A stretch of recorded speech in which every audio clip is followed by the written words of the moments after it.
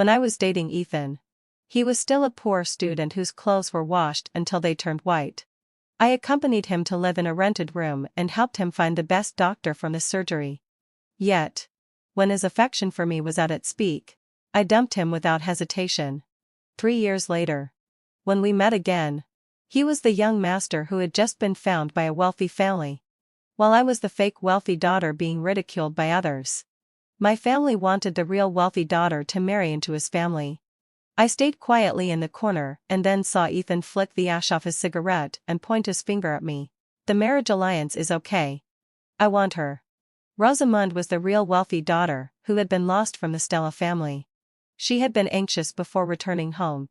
She was afraid that her family would like the fake one who had grown up in the family since childhood better.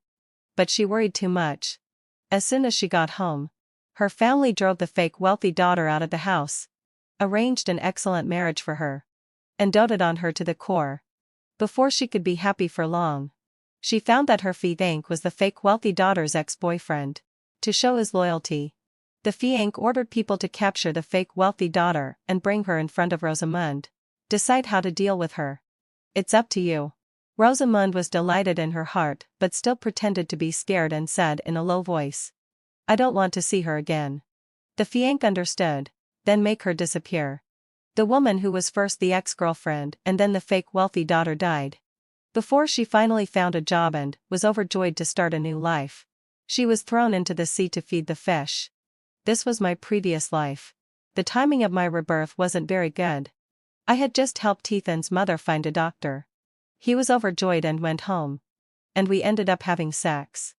The young man's white shirt, which had been washed until it turned white, was thrown on the ground.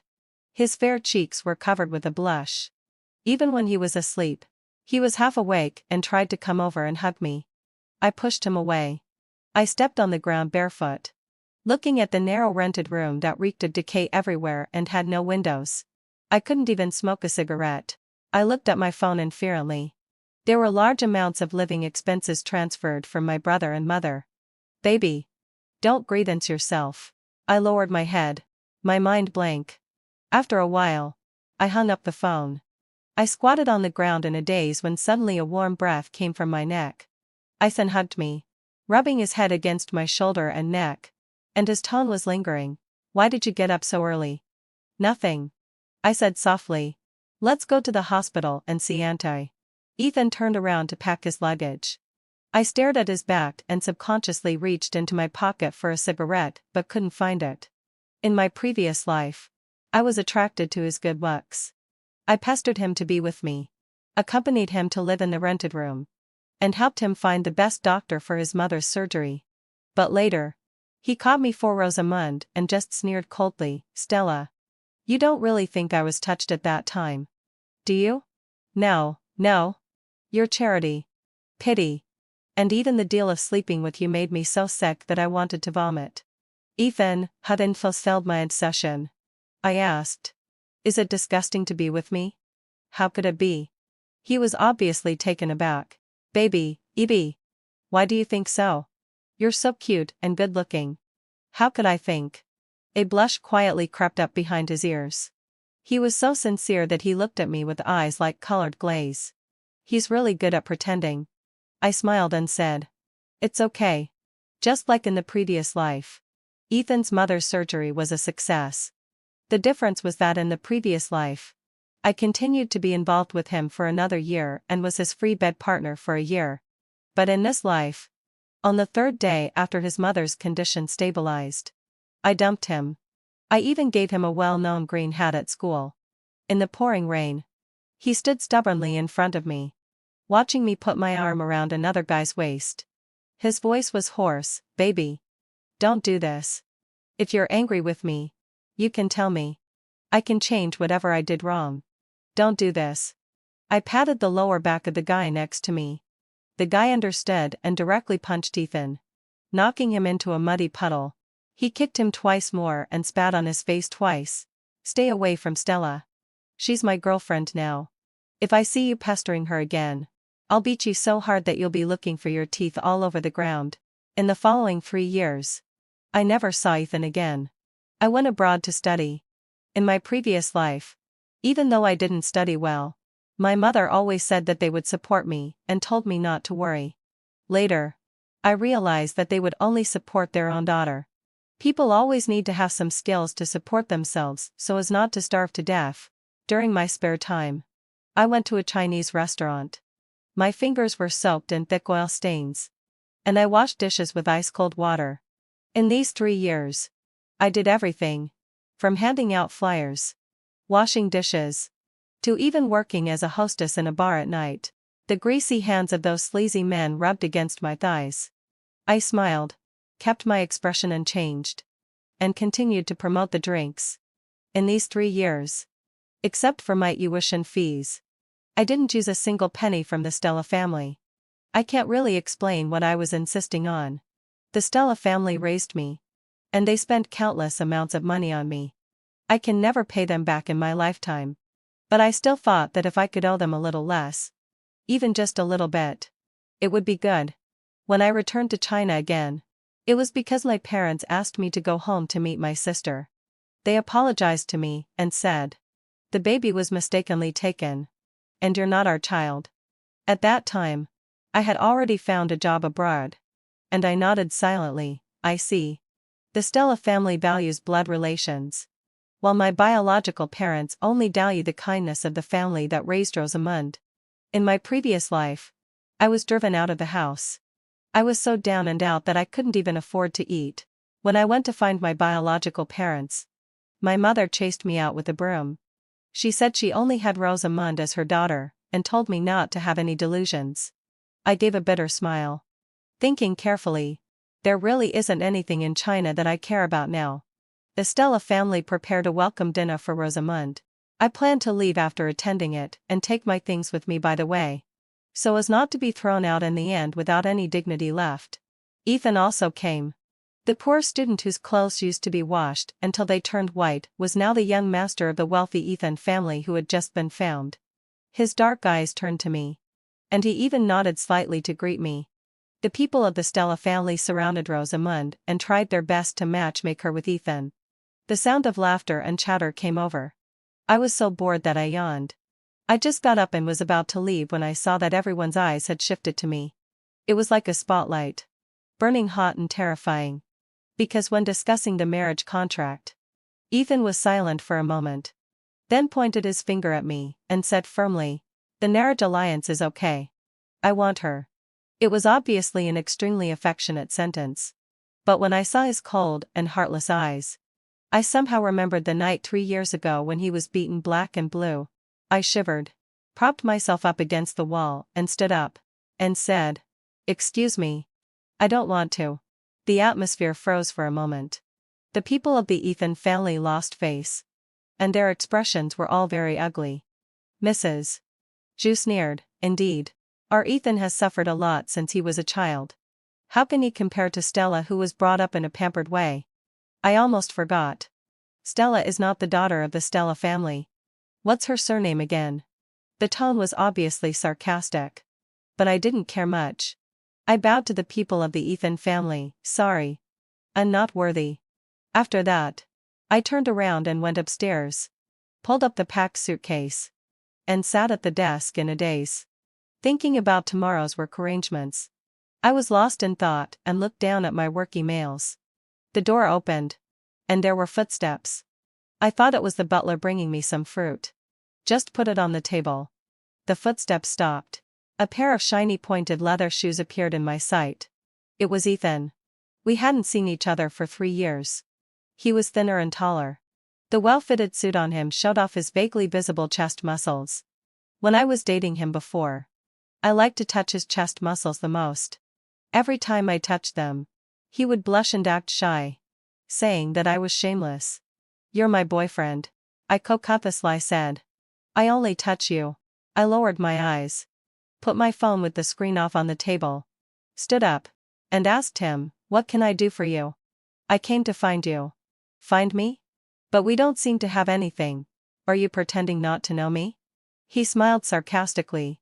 "Do I need to remind you how many parts of you I've seen?" I didn't know how to respond for a moment and stared at my toes. "So what do you want?"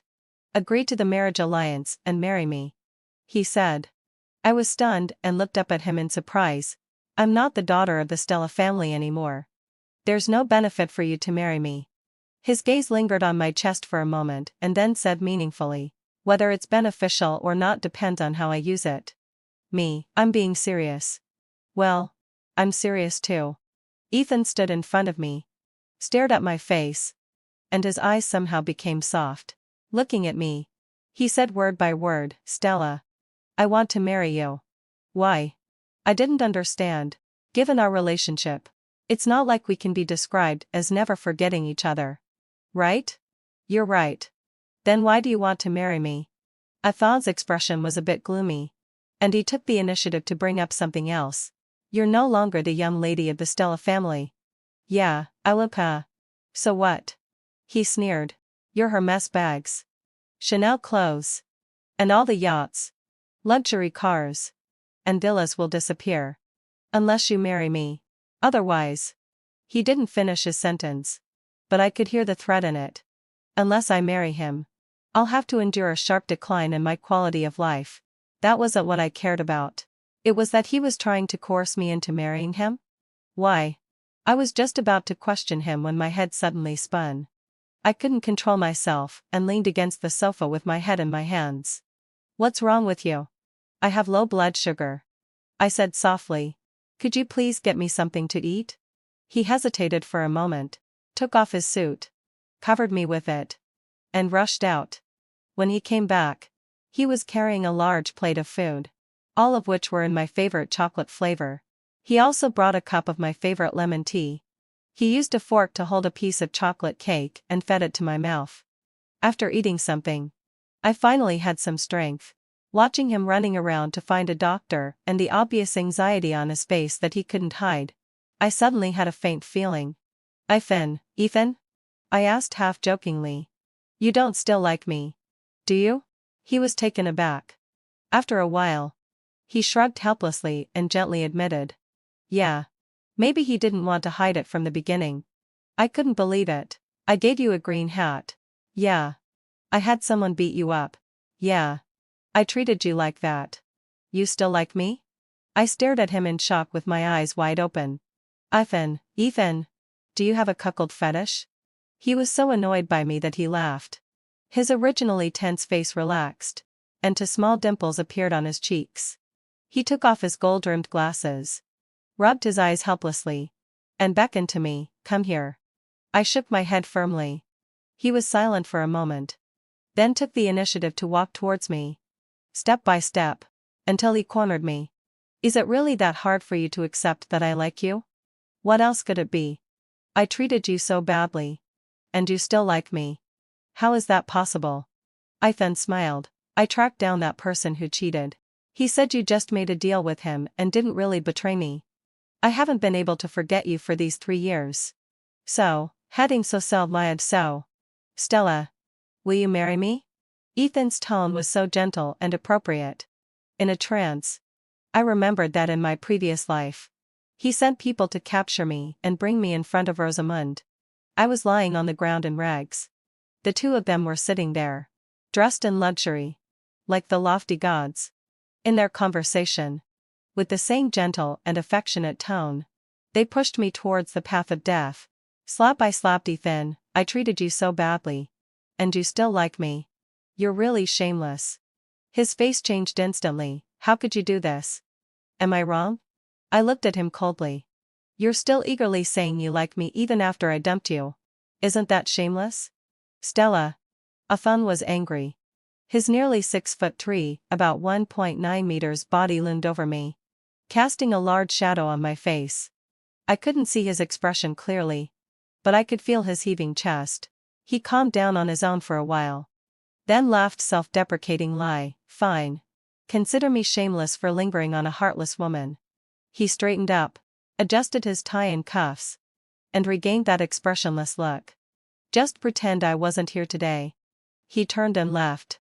I leaned against the wall, gasping for breath with my hand on my chest. Ethan had stayed in my room for too long. And I was really too lazy to deal with the questions from a bunch of people in the Stella family. I changed my flight ticket on the spot. stuffed the diary into my school bag, picked up my suitcase, and slipped out through the back door quietly. In the dark night, the villa of the Stella family was brightly lit. The party was still going on, and there were bursts of laughter and chatter from time to time. I stood by the roadside, and the taxi driver was helping me load the suitcase. My skirt fluttered in the wind. I looked back at the Stella family for the last time. If nothing unexpected happens, I will never come back in my life. Miss. The taxi driver reminded me. It's time to get in the car. Okay. I flicked the stray hair on my forehead, opened the car door, and got in. After passing the airport security check, I smoothed out the wrinkles on my passport, stared blankly at the ID photo on it, and slowly exhaled. Rosamund has gone home. She will soon get married to Ethan. Only by staying far away can I escape the fate of being caught between the male and female protagonists and being thrown into the sea to feed the fish. The bone-chilling seawater in my previous life still terrifies me to this day. In the 3rd month of working abroad, I saw the engagement news of Rosamund and Ethan. The large screen in Times Square in New York was rented for 60 seconds with the pocket money of the obsessed fans, who were crazy about their CP. Coincidentally, I happened to pass by during those 60 seconds. I stared at Ethan's thin profile for a while and couldn't help but recall the time when we first started dating. He didn't like spicy food, but I loved it to death. Every time he indulged me, he would always show that helpless and indulgent smile. He would always peel the shrimp for me and say, Miss, who else but me would spoil you like this? Eat less. If you get a stomachache and get scolded by your parents, don't come crying to me. These were all memories from a long time ago. I don't know why I thought of these things. Maybe I've been single for too long. Just then, a private invitation from a Chinese colleague came in on my phone. I looked down and replied with an agreement. The Chinese colleague was very humorous and cultured. Chatting with him, I was completely relaxed, and it felt very comfortable. We also met a few times later. Mysteriously, he took me to a claw machine store in a small alley. We didn't get any dolls that day. I felt sorry about it. That he was very excited. We've gained happiness. He pointed at the starry sky and said, Honey, you're like the Stella in the sky today. So beautiful and dazzling. I smiled, thank you. The process of being with him was rather cliché and boring. Probably only when he held a large bouquet of roses and recited Dai Wan Shu's Rainy Alley in Chinese to me I couldn't help laughing out loud. The white colleagues around didn't understand, but when they saw me laughing, they all clapped their hands excitedly. The Chinese colleague who was originally just a colleague was now my boyfriend. I let him hold my hand and casually looked around. Out of the corner of my eye, I caught a glimpse of a familiar blue suit. But it disappeared the next second. I probably saw it wrong. I didn't pay attention to it. The next time I saw Ethan was at a dinner party in Las Vegas. He was a distinguished guest invited by the host. I came to the meeting with my boss and sat in the corner, watching him talk eloquently on the stage. I couldn't help but count the days. It had only been 2 years since he was found by the Ethan family, and he had already become a rising business star who could take on responsibilities independently. He really lived up to being the male protagonist. I didn't sleep well last night because I was busy organizing the forms. I yawned and propped my arm up in boredom. Suddenly, a shadow fell in front of me, and there were soft gasps around. Stella, please come out for a moment. Adon's cold voice woke me up. I groggily followed him out. The hotel corridor was carpeted, and the heating was turned up very high. What's the matter? He took out a gold-embossed invitation from his pocket. I'm getting married. Congratulations. I took the invitation, flipped through it, and then stuffed it back into his hand, saying politely, I won't go. I'll send you the gift money via WeChat. Ethan held the invitation and was silent for a long time. Then he asked me in a weak voice, You're not going? Yeah. Why? Because I don't want to go back to my home country. In my home country, he might catch me and throw me into the sea at any time. At least in a foreign country, there's still customs to stop him. I mumbled, I have work to do. Ethan looked at me quietly for a moment, smiled in an ambiguous way, and said softly, Okay. And you go ahead with your work. I turned to leave. But suddenly he called out to me, Stella. Huh? If you need any help, you can contact me. He pointed at the phone screen. And his expression was somewhat strange. I didn't understand what he meant and didn't want to delve into it. I just nodded vaguely and left in a hurry. When it was over, my boyfriend came to pick me up, bringing a large bouquet of roses, which was very eye-catching. What's the special occasion today? I saw them on the way and bought them. He smiled and said, I think they suit you very well. Thank you. My boyfriend and I walked hand in hand into the underground garage. When I opened the car door, out of the corner of my eye, I saw the black Rolls-Royce opposite and Ethan, who was leaning against the car body. He held a cigarette between his fingertips, leaning against the car loosely, and his eyes casually landed on me. The light and shadow flickered on his profile, making his eyes look dark. When he saw me looking over, he smiled at me. It was a completely normal scene, but for some reason, I felt a chill and couldn't help shivering. Maybe it was too cold, I thought. That night, I had a dream. In the dream, Ethan had his shirt half unbuttoned, his chest slightly exposed, and he was suppressing his gasps. He bent down and touched my chin, causing the handcuffs on my wrist to jingle. Stella, he murmured and bent down towards me. I opened my eyes suddenly. My back was sticky, and I was covered in sweat. I got out of bed and went to the bathroom to clean up. Staring at the large mirror inside, I somehow thought of the dream just now. Ethan's magnetic gasps, the sweat that dripped from him, and his passionate call. I sighed. I've really been single for too long. I'm actually starting to have thoughts about the male protagonist. And it's even about such an unmentionable theme as handcuffs. It's really sinful. I thought my life would go on so peacefully. Until Rosamund called me crying, saying that her adoptive mother, my biological mother whom I had never met, had a kidney problem and was in urgent need of a kidney donor. Sister, your mom's biological daughter. There's a high probability that you'll be a match. You can't just watch mom die. Sister, you're still young. Losing one kidney isn't a big deal. Please save mom. I'll give everything back to you. Please save mom. She was crying while talking, gasping for breath. There was a faint, familiar comforting voice coming from the other end of the phone. It sounded like the eldest brother of the Stella family. And it also sounded a bit like Ethan. It was very vague, and I couldn't tell clearly. I quietly hung up the phone, cutting off her annoying crying, and blocked her number. They want my kidney? In their dreams. I was once again awake and by the feeling of suffocation from the sea water. I wiped the sweat from my forehead and stood in the bathroom, calmly looking at the large patches of dark circles under my eyes. I haven't had a good night's sleep for almost a week.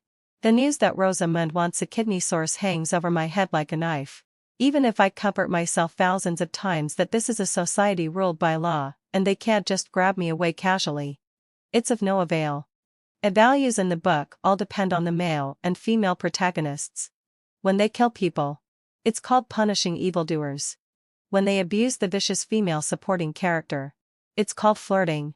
And I, the shameless person who inserted myself into their relationship, am called a mistress and deserve to die. Smash! I knocked over the skincare set on the bathroom sink. The glass shattered and pierced into the top of my foot, oozing blood, which mixed with the milky white skincare products, feeling cold and stinging. In my previous life, when I was caught by Ethan, I had just found my first job. The boss was very kind and didn't mind that I didn't have a degree. My colleagues were very sincere and joked that I should treat them to milk tea with my salary when I got paid. The salary was 3,000 yuan a month. Not much, but I was really content and cherished it. I was full of joy waiting to start my job, but I didn't expect to be involved in the game of the domineering president and the little pretty and delicate wife. And died without a whole body left. What did I do wrong? In a trance, I saw a pale face in the mirror in front of me, looking like a ghost, and I slightly tugged at the corners of my mouth. Don't push me. Otherwise, even if I risk my life, I will die together with you. Rosamund came all the way to find me and blocked me downstairs in my house. When she saw me, She immediately pretended to kneel down. With tears streaming down her face, "Sister. Please save Mom. Mom is really dying. You can't be so heartless." Of course. She didn't actually kneel. My biological brother, who was standing beside her, supported her and looked at me with a face full of anger. "The one who is sick is your biological mother. Rosamund cares about Mom more than you do. How can you be so heartless?" His eyes were full of loathing. I was so angry that I laughed. "Just because she wants my kidney, should I give it to her? Did she ever raise me for a single day?" He still said brazenly, "The grace of giving birth is greater than the sky." "Oh," I sneered. "And you're also her biological son. Why don't you go for a kidney matching?" Brother is a man. He needs to support the family in the future and can't afford to lose a kidney." Rosamund sobbed as she spoke. "Sister. You're beautiful. Losing a kidney won't affect you getting married. Please save Mom." Are these people crazy? I couldn't bear it anymore and said, "Am I the only one in the world with a kidney? Aren't you powerful and influential? Is it so difficult to find a kidney source? Why are you insisting on pestering me here? Are you crazy?" I hinted. Darkness flashed in Rosamund's eyes. I ignored her and walked straight past her, despising them in my heart as a bunch of lunatics. I swear. I really originally wanted to avoid the male and female protagonists and live my own life well. But since Rosamund's soft approach didn't work, she directly resorted to using force. She found a lot of people to block the door of my house, taking turns and smashing the door from time to time. These people had fleshy faces and looked fierce. When I called the police, they just said they had smashed the wrong door and admitted their mistake. After the police left, they would do the same thing again. I was so intimidated by her that I didn't dare to go out. I didn't even dare to order takeout. I huddled on the sofa, guarding the only remaining bread in the refrigerator, with my eyes red from crying and my fingertips trembling as I held the phone. I hate Rosamund. Hate her to death. And I'm also hungry. So hungry that my stomach hurts. The surging emotions and the stomach that was twitching from hunger entangled with each other, and my mind also started to feel dazed. I don't want to die. And I don't want to give her my kidney like this either. I remembered the brightly lit corridor that day. And Ethan said, "You can contact me if you need anything." When he spoke, his eyebrows were raised, and he had a smile in his eyes, like a hunter expecting his prey to enter the cage. "Except for him, there is no one around me who can stop Rosamund. I have no way out." I took a deep breath, trembling lie, and dialed Ethan's phone number. On the other end of the phone was Ethan's smiling inquiry, "Stella?" His voice was gentle, like a lover's murmur. I asked him weakly, "Do you know everything Rosamund has done?" He was silent for a moment, then let out a low laugh. "Yeah. You bastard." I was so angry that my eyes became even redder. "Are you people crazy?" He didn't respond to this topic. Just after my voice clearly carried a sob, he asked softly, "Are you hungry? Let me take you to have a meal." He really knew everything. You bastard. I angrily threw away the phone, closed my eyes and lay on the sofa, with my eyes red from crying and tears constantly streaming down the corners of my eyes. I can't escape. I really can't escape at all. There are two paths in front of me. Either I will die immediately after having my kidney removed, or I will enjoy a few days of happiness before dying. I have no choice. When Ethan came, I had just come out of the bathroom. My hair was wet, and I didn't wipe it.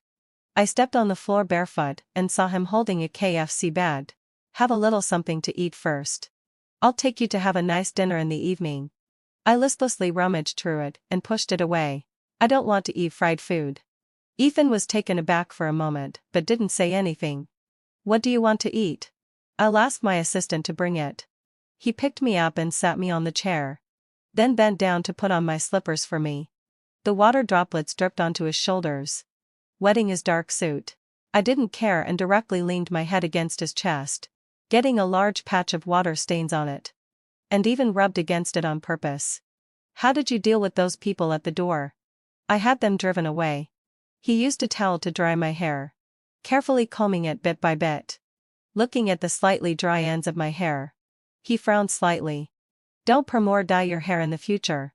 Take good care of it." You're really nosy. Athal's movements of taking care of me paused for a moment.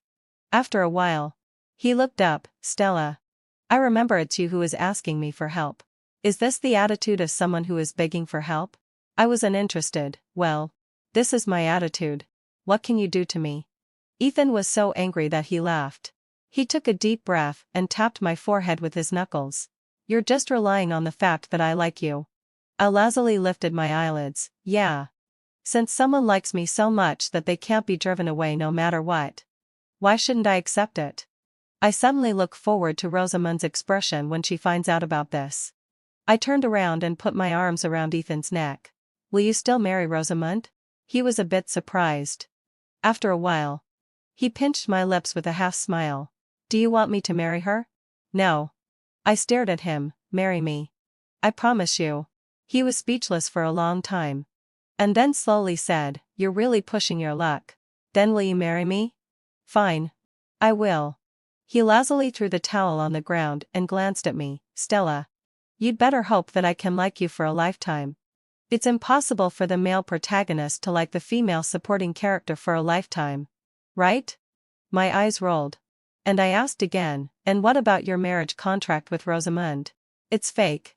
Rosamund doesn't want to marry me either. He said. She seems to like your brother. What kind of strange plot development is this? I sat on the bed in a daze, watching Ethan busily cleaning up the room for me. And I squinted my eyes and looked at the messy bed for a long time. He asked me, Why don't you make the bed? I have to spread it out again at night. It's too troublesome. Ethan. Although it's not very nice to say this. But Stella. You're really a bit lazy. I lifted my eyelids. Is this the first day you know I'm lazy? Ethan fell silent. He rolled up his shirt sleeves, bent down to tidy up the beddings for me, busily carried the quilt to the balcony to dry, and swept the dust off the bedboard. The dust stuck to his straight suit pants. He knelt on the ground with the good quality fabric and wiped the floor with a rag. Actually, you can call a cleaner. I'm not used to outsiders touching my things. I blinked, but I'm hungry. When are we going to have a meal? Before we went out, I received a call from my boyfriend. I held the phone, glanced at Ethan who was bending down to put on his shoes, and answered the call, speaking to him in a low voice. He said he wanted to have a meal with me. Is tomorrow okay? I said. I have something to do tonight. Sure. Ethan snatched my phone and directly hung up the call, with a gloomy expression. Are you still in touch with him? He's my boyfriend. Then what am I? I thought for a while. You have a fiancé. And I have a boyfriend. What are we when we're together? Having an affair? Stella. Ethan was angry. He walked over quickly and grabbed my wrist tightly. Are you playing with me? What am I playing with you about? I looked at him in surprise. Am I wrong? His dark eyes stared at me. Under the light. He somehow looked a bit aggrieved. Then I'll cancel the marriage contract. And you also deal with this boyfriend of yours. I have a very strange feeling now. Ethan is completely under my control. He doesn't even get angry when I'm provoking him like this. He took me to eat seafood. A big lobster was served. Before I could say anything, he put on gloves and started peeling it. After peeling it, he put it in my bowl and also got me some vinegar. Try it. This is very fresh. I looked at him quietly for a moment. After a while, I lowered my head. I don't want to eat this. Then what do you want to eat? I want to have some porridge. There's seafood porridge here. But I want to have plain rice porridge. He rubbed his temples. How about having seafood porridge today? I'll cook plain rice porridge for you tomorrow morning. I said I just want to have plain rice porridge. Ethan paused, and his breathing became a bit heavier. He said, Stella. Are you looking for trouble? I said softly. I just want to have plain rice porridge. He took a few deep breaths, and his anger subsided a bit. He rubbed my head and stood up resignedly, picking up his coat. Fine. Let's go buy some rice now and go back to cook it for you. I grabbed his sleeve, shrouded in his shadow.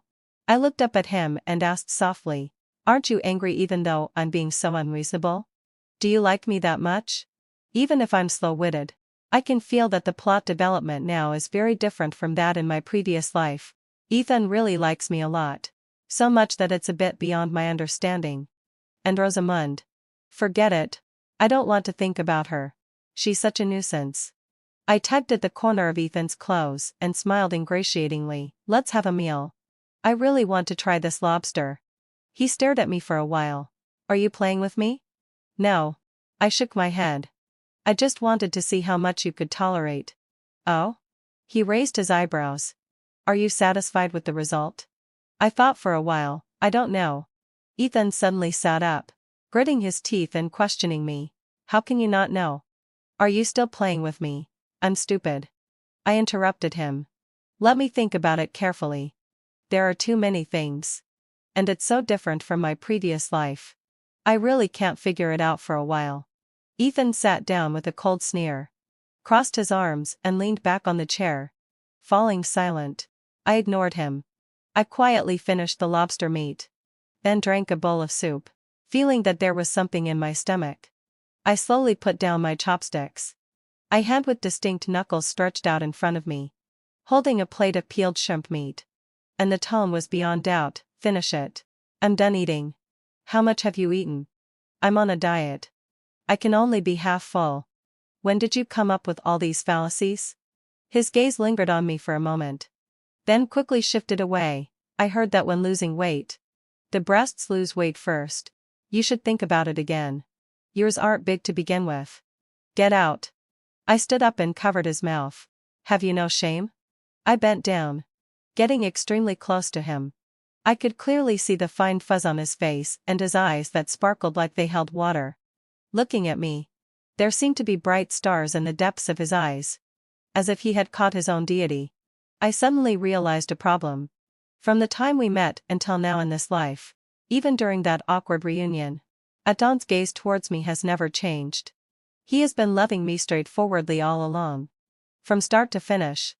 The one who has changed is only me. It's only me who has been trampling on his sincerity over and over again. I sat on the chair in a daze. Seeing me like this, Ethan helplessly took back the plate with the shrimp meat. He put on gloves and, as best he could, dipped the shrimp in vinegar and finished eating them. Unlike those young masters who are pampered and waste a lot of food, he always finishes everything on his plate and never wastes anything.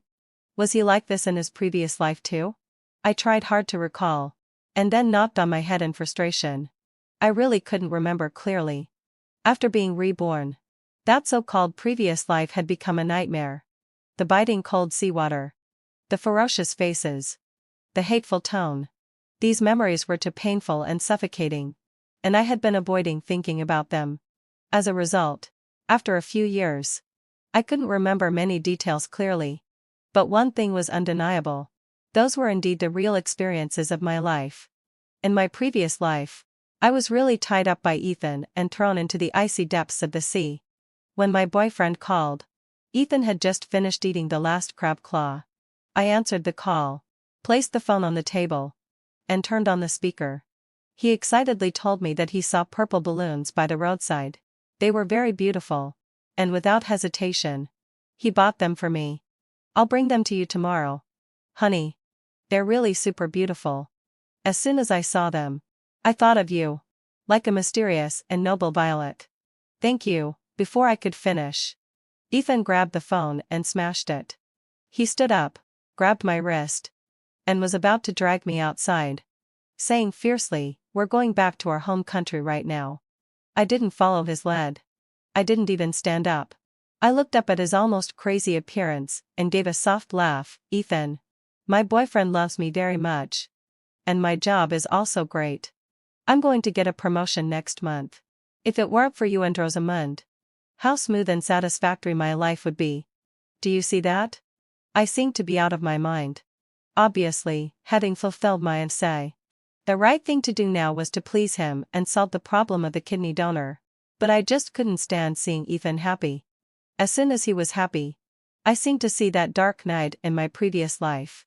When he looked at me, who was tied up, he also said happily, "Stella, you've finally fallen into my hands." I hated him. And I hated Rosamund. I hated myself even more for being too cowardly to take revenge. After being reborn, I kept stepping back, while they kept pressing forward.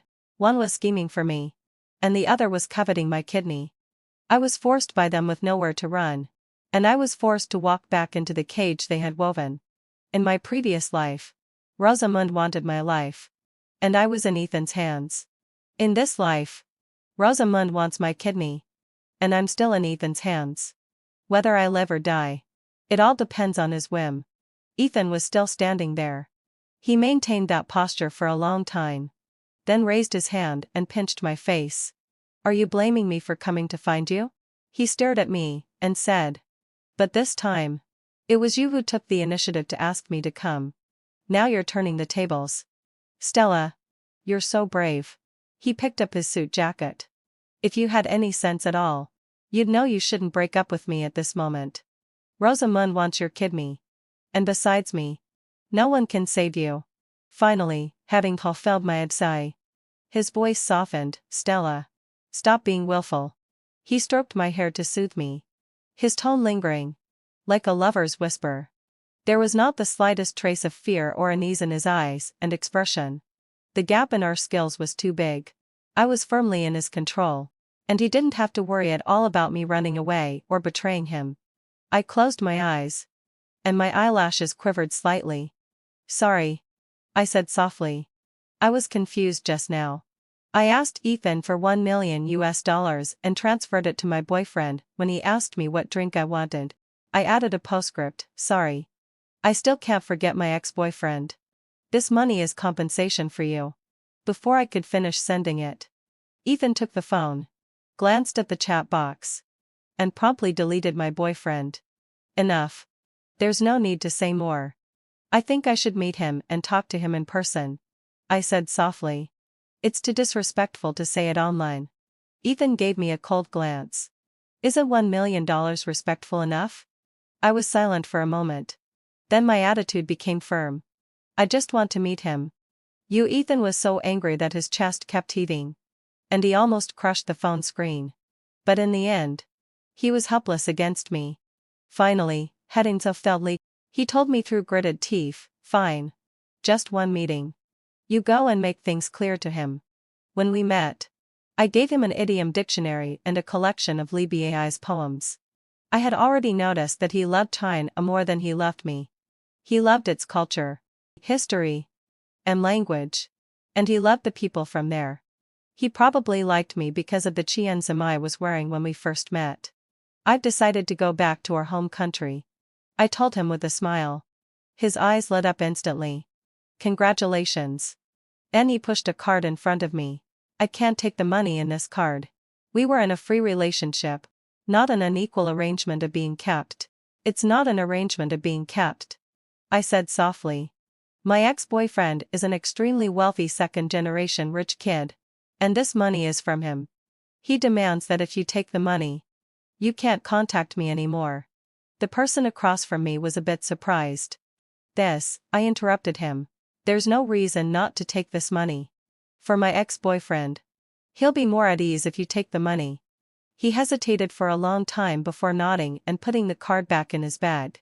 Apart from the romantic relationship, there was no deep emotional bond or significant interests that I couldn't bear to part with regarding him. He wasn't going to give up $1 million for me. I wasn't surprised by this result. Afun and Rosamund's engagement was cancelled smoothly, because he was extremely insidious and set it up so that Rosamund had an affair with my biological brother. And they were discovered by a room full of people. When I learned this news, Ethan was stuffing clothes into the washing machine. I quietly stared at him for a while, then stepped forward and poked his slender waist. What are you doing? He was a bit fierce. You set up Rosamund. Aren't you afraid of regretting it in the future? He gave me a strange look. What's she? Why should I regret it? She is your wife. I stumbled and didn't say it out. Because that was what happened in my previous life. I scratched my head and finally decided not to think about it. Instead, I asked him, when are you going back to our home country? If you want to go back, we can go today, he said. Then let's go today. I pointed at the rotating washing machine. After the clothes are washed and hung out to dry, we'll go back to our home country. Probably in the face of interests. All principles are insignificant. After Rosamund was dumped, there were also rumors about the relationship between Ethan and me. The Stella family contacted me several times. My parents, who had once given me a cold face and said that I was occupying someone else's place, and my brother, who had been so indifferent as to not care about me at all looked extremely concerned, asking me what I needed and when I would go home. Even my biological parents, after Ethan helped them find a kidney donor, added me on WeChat and awkwardly asked me what I liked to eat so that they could cook it for me when I got home. Looking at those messages, which were mixed with sincerity or falsehood, I suddenly remembered a saying: people's hearts are like a balance scale. Whichever side, sincerity or interests, weighs more wins. So, in my previous life, they treated me so coldly not just because of their genuine feelings for Rosamund. It was also because Ethan liked her, and she could bring them enough benefits. In this life, since Ethan likes me, they have abandoned Rosamund. This thought chilled me to the bone. What are you thinking about? Ethan hugged me from behind, and his breath tickled me. I lowered my head and said, I think I'm still too naive. Even though I've been reborn, it's only gradually that I've come to understand these disputes and entanglements. Ethan gave a soft laugh and didn't continue the topic. I've packed the luggage. Let's go. I thought for a moment, then turned around and took the initiative to put my arms around Ethan's neck. Will you like me for a lifetime? His dark eyes stared at me for a moment, and then he smiled. I don't know, he said. You'd better hope I will. I cheated on him, hit him, bossed him around willfully, and treated him like a useful and obedient dog. Because he liked me. He endured it. But once he stops liking me, I'm terrified just thinking about what I'll encounter. I asked softly, don't you have any confidence in yourself? I have great confidence in my loyalty, he said as he stroked my hair. It's not a matter of confidence. I'm also human. I can feel heartache. Even if I like someone very much, after hitting the wall so many times, I'll still feel sad. I like you, but you hate me and have never given me a response. I don't know how long this kind of liking can last. So Stella, he stared into my eyes and told me seriously, if you want to go on with me, please be nicer to me and give me the motivation to keep going. Do I want to go on with him? The answer is, of course. No. He killed me once. The more painful and bitter the feeling of suffocation was, the deeper and more determined and my hatred for him became. Even though it's now being carefully hidden, the previous estrangement can't be erased. On the private jet, I took off my sleeping mask. I turned my head to look at Ethan, who was sitting beside me with his eyes closed and resting. After a moment of hesitation, I carefully reached out and touched his side face. When I really started to think about the current situation, I clearly realized that all the differences between now and my previous life stem from the person in front of me. His likes and dislikes, to whom he gives this affection, are like a butterfly flapping its wings, creating a whirlwind in this world. But why has he changed? I can't help but wonder. If I can be reborn, does he also have some kind of opportunity? Is he a transmigrator into a book? Has he awakened? Is the soul under this skin really the one from my previous life? Is the person who killed me really the one standing in front of me now? My fingertips touched his fair cheek, which was smooth and slightly warm. I slowly moved my hand up and stroked the mole at the corner of his eye. Flirting with me? I met his lazily opened eyes that were filled with a smile. You're overthinking it. I withdrew my hand and turned my head to look out the window at the empty sky. Ethan smiled happily, and then let out a low sigh. As if remembering something, he told me, your parents have been asking me about the time you'll be coming back. They said they want you to go home and live there, and get married from the Stella family. I glanced at him. They want to form an alliance with you. Not for my sake. That's true. He nodded in agreement. So, do you want to go back? I don't want to live there. I pursed my lips. But I can go back and take a look. I actually quite want to see Rosamund. I want to see what kind of situation she, who is also a child of the world's luck, is in under this disrupted chess game. As soon as the plane landed, I then released the news of our marriage contract. He took me to an apartment in the city center. All the decorations were very similar to the rented room where I used to live with him. At the end of the bed was the teddy bear I gave him. On the bedside table was a photo of him and me. On the dressing table were the skincare products and perfumes I liked during my college days. The wardrobe was filled with high-end designer clothes. And it was filled with the fragrance I liked. Even though it was my first time here, it felt as if I had lived here for a long time. I stood stunned by the bed. Ethan hugged me from behind. His voice hoarse and moist. "Do you like it? Did you prepare this for a long time?" "Yeah," he said. "I've been preparing for a long time. Waiting for you to come back and praise me." He rubbed his cheek against mine. "Stella, why don't you praise me? Can you praise me? I want you to praise me." Perhaps coming home gave him a sense of security. Now he was completely relaxed, exuding a soft and soothing aura, like a gentle big white bear. Looking at his persistent eyes that were fixed on me. His black and white eyes were full of longing.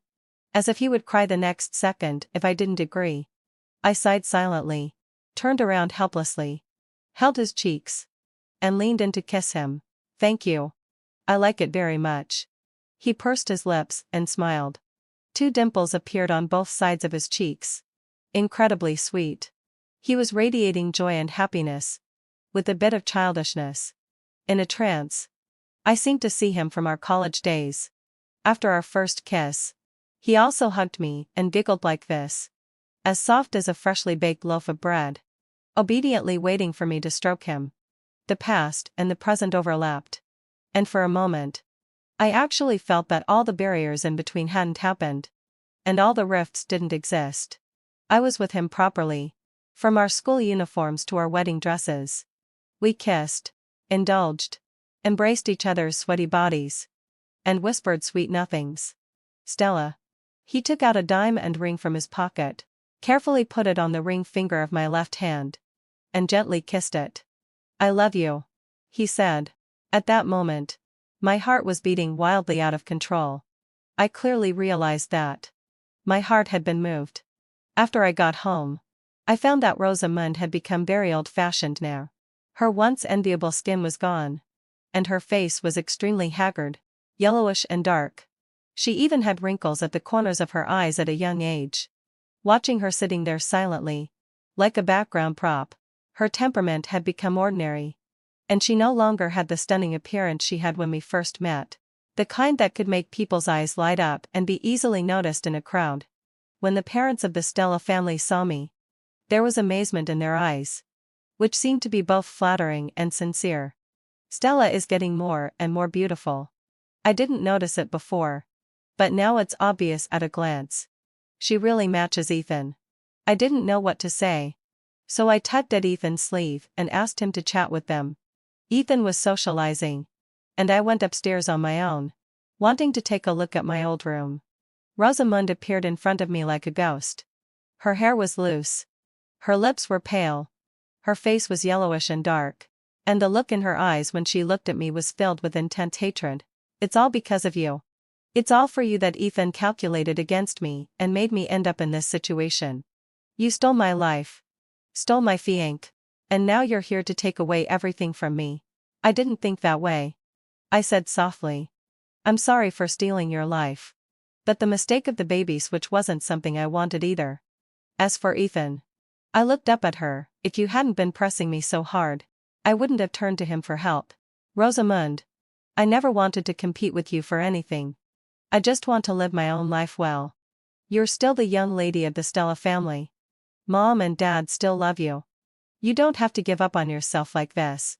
Before I could finish speaking, Rosamund suddenly rushed towards me like a madwoman, holding my shoulders tightly and leaning towards the stairs. We rolled down the stairs together. I heard Ethan's exclamation. I felt the pain of my back hitting the floor violently. I felt the suffocation of the heavy weight on my body. I also saw Rosamund's venomous eyes. Frame by frame, it all showed that she hated me. Hated me so much that she was willing to die with me. I broke 2 ribs. And it was very dangerous. The bleeding was almost out of control. Rosamund wasn't in a much better condition either. She broke her leg and would walk with a limp for the rest of her life. I seemed to be frightened. I was in a daze during my hospitalization. The moist and innocent eyes of Rosamund in my previous life overlapped and separated from her resentful eyes now. It was only when I became a bit more conscious that I could distinguish between reality and dreams. Seeing that I could eat. The anxiety on Ethan's face finally faded away. I touched his fair cheek. "I'm fine. Don't worry." He buried his face in my palm and rubbed it. His voice faintly tinged with a sob. "You scared me to death this time, Stella." I smiled obediently at him. On an ordinary day, I was sitting on the hospital bed flipping through my phone. Ethan hurried in. Behind him was Rosamund, who was tied up and wearing a hospital gown.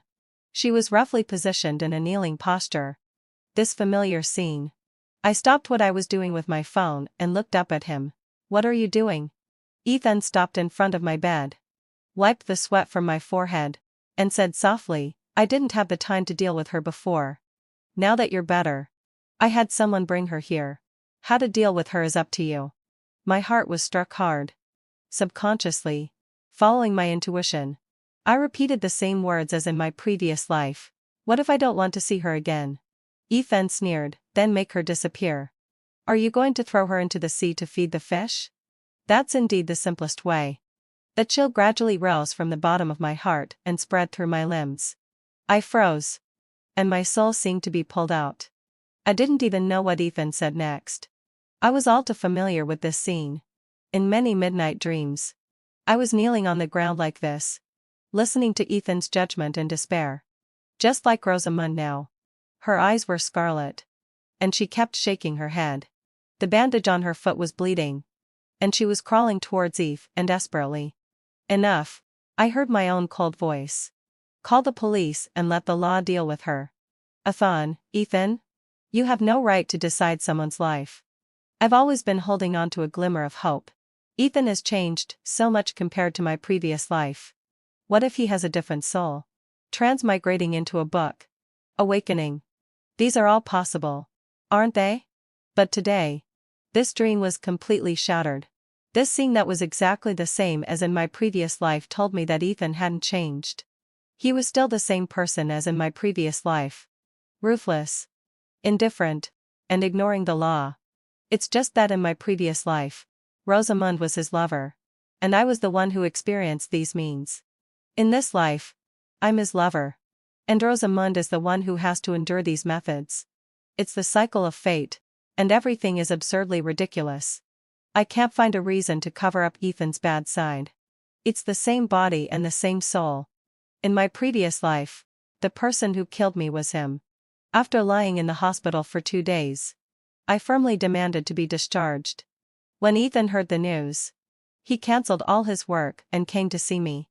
He came in such a hurry that his neatly ironed suit had a few more wrinkles, and there were dense beads of sweat on his forehead. Behind him, his assistant followed him, holding a computer, looking at me, hesitant to speak. I understood. "Did you postpone the meeting again?" Ethan took my hand without caring. "You're more important than the meeting." He squatted down, took off the shoes I had put on, stroked my ankle with his fingertips for a moment, and took out an ankle bracelet from his pocket. It was strung with a red rope, and there was a small plaque on it that said "Peace." He carefully tied it around my ankle. "Where did you get this?" "I got it from a temple. It's a talisman. From now on, you'll be safe and sound and won't have any accidents." He helped me put on my shoes again, washed his hands, and came over to touch my head. "You really scared me to death this time." His beautiful eyebrows and eyes were revealed in the setting sun, with a hint of distress, like the most gorgeous and extreme blooming of a tea rose. He just looked at me like this. For a moment, I had the illusion of being doted on as the center of the world. I touched the still painful wound on my chest and forced a smile that looked worse than a cry at him. Ethan let out a low sigh. "When I'm better, will you accompany me to the seaside?" It was a month later that the wound completely healed. Ethan had been busy with the wedding, choosing jewelry, clothes, and the wedding team. Whenever he got impatient, he would resignedly kiss my cheek. He half complained and half coaxed. "I'm in charge of everything." "Yeah." I put aside the magazine in my hand, hugged his head that leaned against me, and said softly, "My demands aren't high. You don't have to be so meticulous about everything. That won't do, he said with a smile. I want to give you the best. I opened my mouth but didn't say anything in the end. A few days before the wedding, he fulfilled his promise and took me to the seaside. It was the location I chose. An undeveloped coast, where the waves roared towards the shore and foamed when they hit the rocks. Ethan frowned. Why did you want to come here? Because this is the place where you pushed me down in my previous life. I smiled but didn't say anything. I pulled him to sit down by the seaside. The salty seawater wet the cuffs of our pants, and it was sticky and uncomfortable. The sea breeze was salty and astringent, pulling at time and space. I seemed to be able to hear my desperate struggles, roars, and the despair of being on the verge of death in my previous life. I quietly took out a dagger from my bag and aimed it at his back. Ethan had no defenses against me. His eyes were closed, and his body leaned slightly forward as he felt the sea breeze, muttering to himself, "Since you like the sea so much, how about I decorate our home in blue?" The dagger was thrust in with force. Ethan's last glance was at me. His eyes were wide open, filled with unbearable pain and despair. He fainted. Blood gushed out beneath him, and the scarlet color came into view. I threw the dagger into the sea, and carefully washed every finger clean with the rolling waves. There were no surveillance cameras here, and no pedestrians. After I pushed him into the sea, I could shift all the blame to the homeless people who passed by and robbed us. My fingertips were about to touch his body. Suddenly, my wrist was grabbed, and then I was thrown over the shoulder violently. My head hit the ground heavily, and I felt dizzy. It was Ethan's bodyguard, looking at the group of people rushing up urgently. I spat out a mouthful of blood and smiled bleakly. The security around Ethan was far beyond my imagination.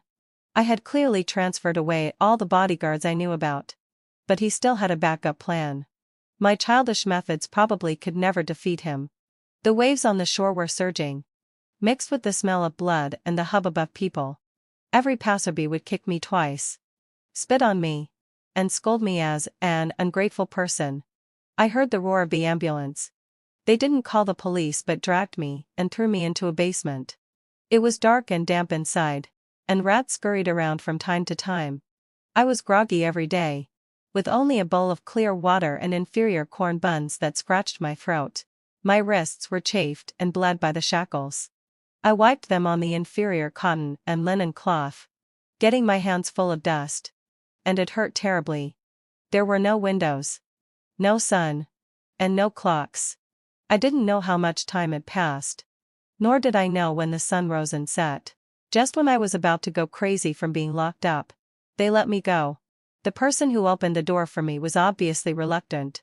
He threw my passport and plane ticket at me irritably and pointed at the gate, telling me to get out. If you have any conscience at all, stay away from the young master in the future. The young master had a narrow escape this time. He almost didn't make it out of the operating room. You should repent in your dreams. I couldn't hear clearly what he said later. Looking at the passport, plane ticket, and the cash stuffed inside, I interrupted him. Did your young master give these to me? Yes. The young master is just too kind. That's why he's been fooled by you again and again. Can I see him? I asked. I have something I want to say to him. The young master doesn't want to see you. The bodyguard looked at me mockingly. Give up on that idea. The young master is already being merciful by not pursuing your responsibility. What else do you want? My body stiffened, and I slowly lowered my head. After a while, I let out a sigh, having fulfilled my abscess, took the passport and plane ticket, and walked out of the manor. I went to a hotel and took a shower. When I came out wrapped in a nightgown and took a step, I saw the red string tied around my ankle. I bent down to take it off, along with the amulet, carefully folded them, and put them in my bag. The plane ticket was for tonight. I could sleep on the plane and wake up just in time to arrive in New York. When I went back to work the next day to report my return from leave, my Boston colleagues were all surprised by my return. My ex-boyfriend hugged me joyfully and said, "I thought you would marry your wealthy second-generation boyfriend. We had a conflict and broke up," I told him softly. I realized that I still like being alone. All right then. He let go of me with a look of regret. My life returned to peace again. I went to work, got off work, and adopted a huge golden retriever. Every time I got home, it would wag its tail excitedly and pounce on me. My boss promoted me, and I got along harmoniously with my colleagues. Many people asked me out on dates, and I would take my dog with me. After having fun for a day, I would come back happily to take a shower. My life was stable and pleasant. I saw Ethan again 10 months later. At a financial summit. I was bored and sitting in the corner flipping through my phone, when I heard a familiar, clear voice coming from the stage. I was stunned for a moment and looked up. It was Ethan. He had lost a lot of weight.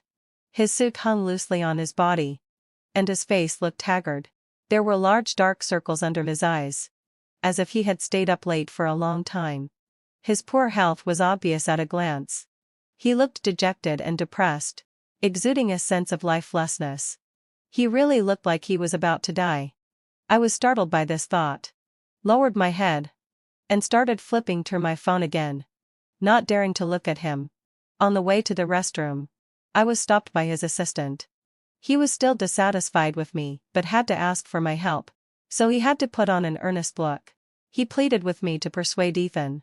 Since you left, President Ethan has been drinking heavily every day. He can't sleep well, and can't fall asleep. During a physical examination some time ago, a tumor was found in his stomach. And there is a risk of cancer. We've been trying to persuade President Ethan to go for treatment, but he won't listen. His illness really can't be delayed any longer. Stella, please persuade him. He can't fall asleep at night. Even if he does, he keeps crying. He wakes up after crying a lot and can't even sleep for 2 hours a night. During the time you were away, President Ethan has really been suffering. We can all see that. Could you please also stop breaking his heart? He really hasn't done anything to sorry you. I listened to his words in silence. After a while, I told him, it's his own body. If he doesn't cherish it, there's nothing I can do. You should go to his parents. They won't just watch him risk his life like this. I was about to walk past him. I took one step and then stopped. I saw Ethan standing at the corner, and I didn't know how long he had been listening.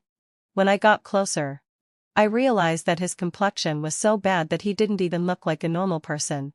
His face was as white as a ghost, mixed with a grayish tint. I frowned instinctively and wanted to say something, but then I felt that it wasn't my business to interfere.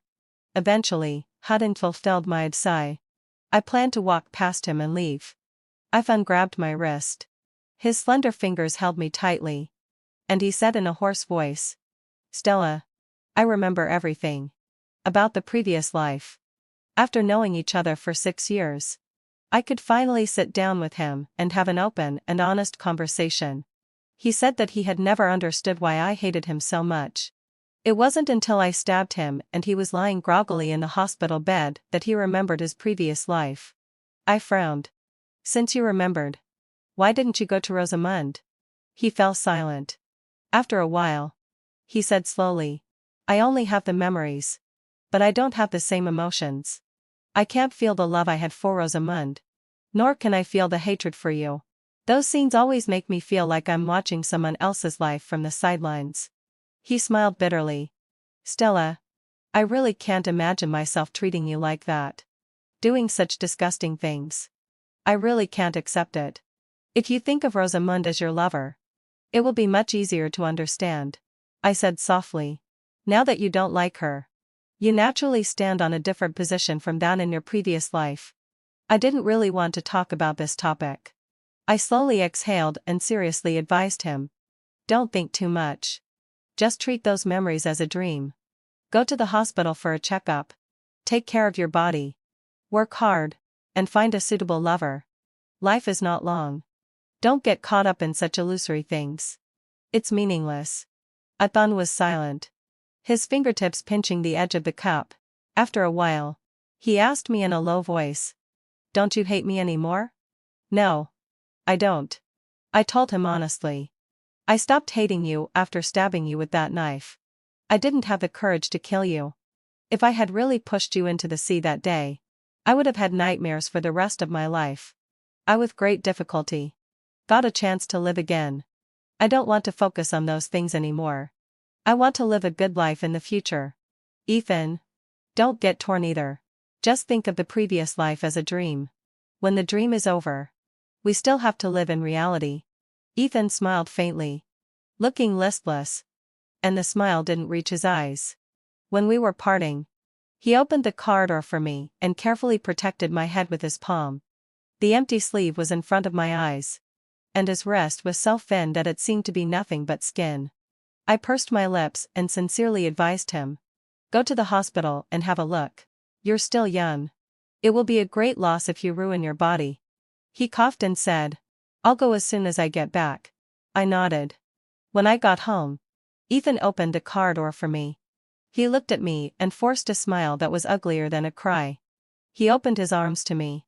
"Can I have a hug? I'm going back to my home country. And we probably won't see each other again in the future." He repeated, "Can I have a hug?" I nodded. I opened my arms and hugged his waist, leaning my cheek against his shoulder. I whispered to him, "I don't hate you anymore. Don't torture yourself either. You're very good. Really good. You always comforted me." His voice was very soft, full of grievance. "You said you wanted to marry me. But you were lying to me from the beginning to the end. You didn't tell me the sad things. And I couldn't guess." He choked up. "I won't have the face to come to you again in the future. Don't forget me. Please don't. Don't let me know if you get married. I'm afraid that if I know, I won't be able to help but come and take you away." Hot tears seeped into his collar. And his sobbing was obvious, mixed with sadness. "Stella, I don't want to be separated from you. Really don't. It was him who did the evil deeds.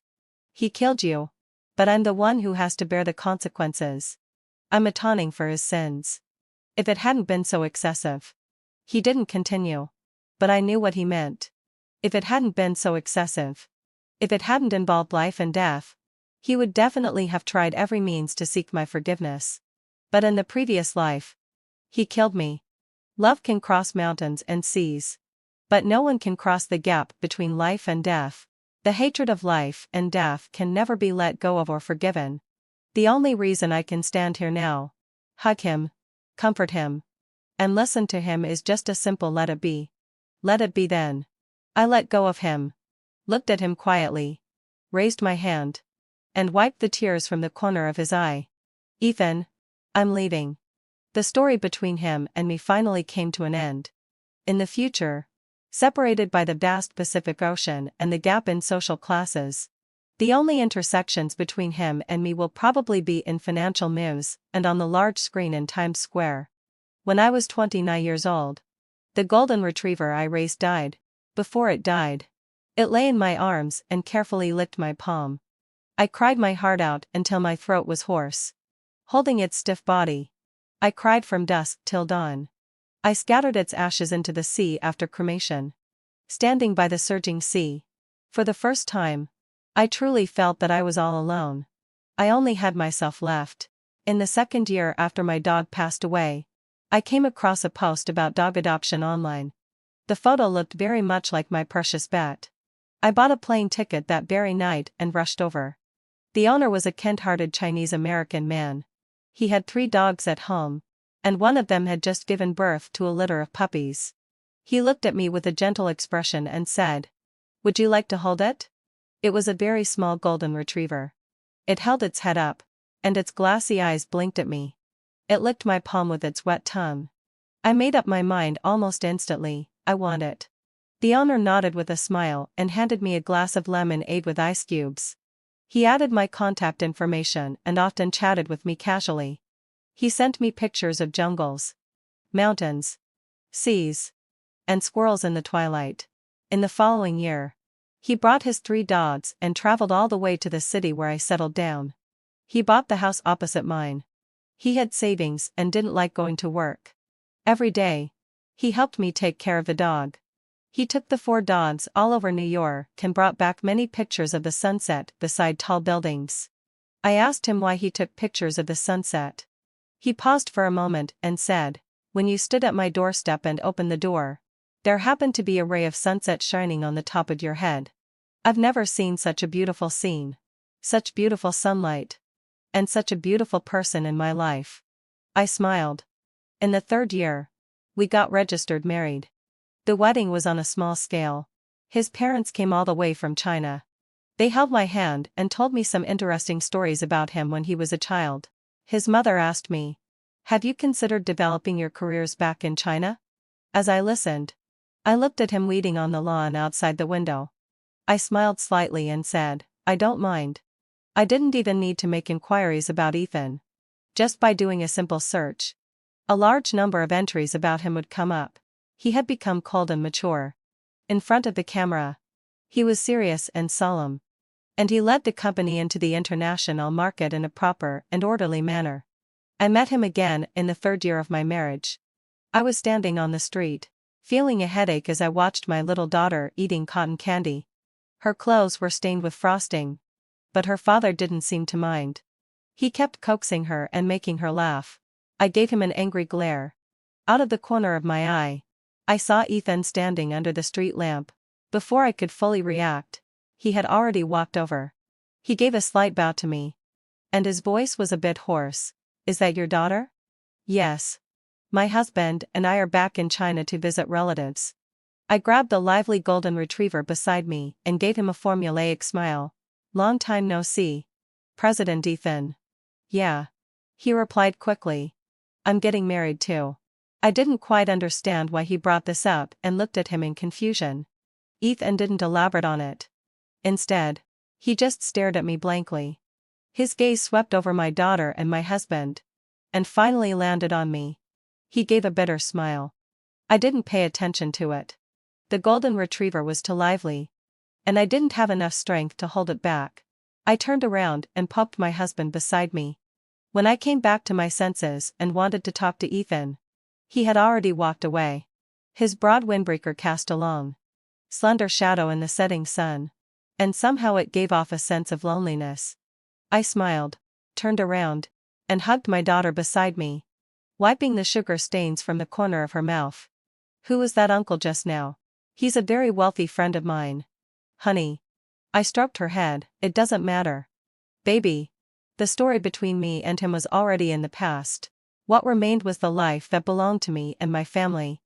Ethan's side story: when I lied to Stella about one thing. In my previous life, I didn't actually like Rosamund as much as she thought. In the countless years after she died, I would hide in the study, looking through the things she left behind. I would laugh and cry. And I was so regretful that I would shed tears. It's such a stupid and ridiculous story. Even I, when looking at it, want to punch myself in the face. Frame by frame. It's all so absurd. I even feel like I'm watching a movie, observing the life of someone who looks exactly like me. I didn't have the courage to look for Stella again. I threw myself entirely into my work. I rejected countless blind dates arranged by my parents. I've met many people who had plastic surgery to look like her, but none of them had the same sweet smile as hers. My mother once asked me, "Is it really that you can't love anyone else once you've fallen in love with her? Are you going to be trapped in this cage for the rest of your life?" I smiled bitterly and said, "Mom, I don't want to either. If I could forget her, I would have forgotten her in those 3 years. Why would I still be entangled with her until now?" I still remember clearly that she was wearing shorts and a short-sleeved shirt, holding my hand, and saying with a beaming smile, "You're so good-looking. You just stole my heart at the first sight." She was so nice and sweet back then. And she was completely devoted to me. Why didn't I like her in my previous life? Too, I don't understand. Even though it's the same person with the same personality, it's impossible to repeat the same life trajectory. The situations are different. And I can't make the same choices. All the sins I committed in my previous life have to be repaid by me. Sometimes I also wonder, why should I? I didn't do anything. I was so innocent. Yet I have to pay for the sins of that person in my previous life. The more I thought about it, the more unwilling I became. My eyes turned red from thinking. And I bought a ticket that night to look for Stella. Across the street, I saw her wearing a scarf, walking the lively golden retriever. She was wearing fluffy gloves and smiling beautifully.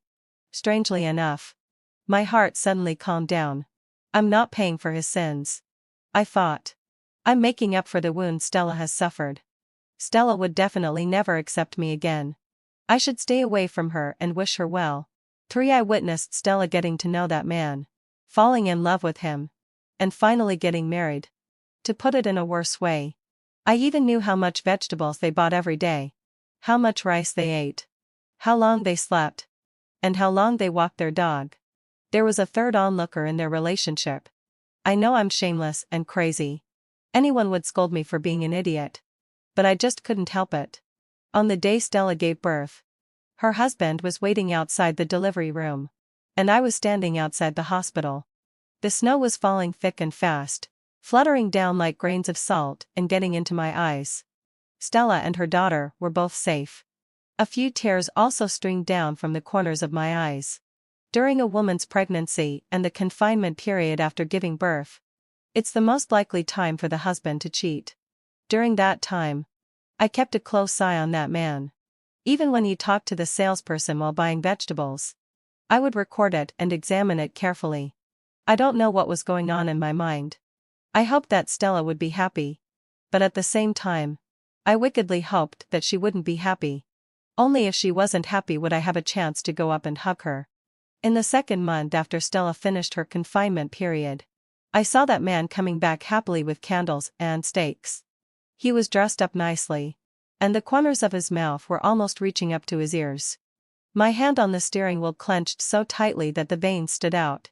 I chewed on the gum, desperately holding back the urge to go down and beat him up.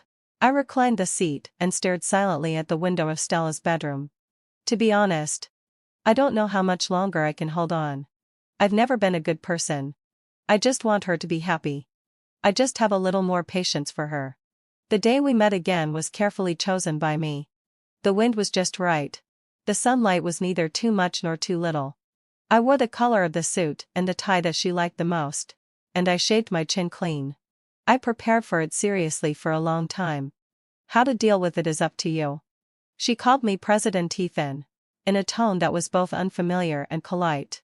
She stared at the little daughter in the man's arms and smiled gently and happily. She was living a happy life. There was no entanglement or sadness like when she was with me. There was no open-mindedness when she tried to persuade me to let go. There was no pain from the nightmares she once experienced. She was simply living her own life. I smiled. The fierce tiger that had been roaring in my heart for a long time was suddenly suppressed. I suddenly couldn't figure out why I had arranged this reunion. Did I want her to see my embarrassment? I told her. I'm getting married too. Then I fled in a hurry. In a trance. I remembered the previous life when I would always cry while holding her clothes.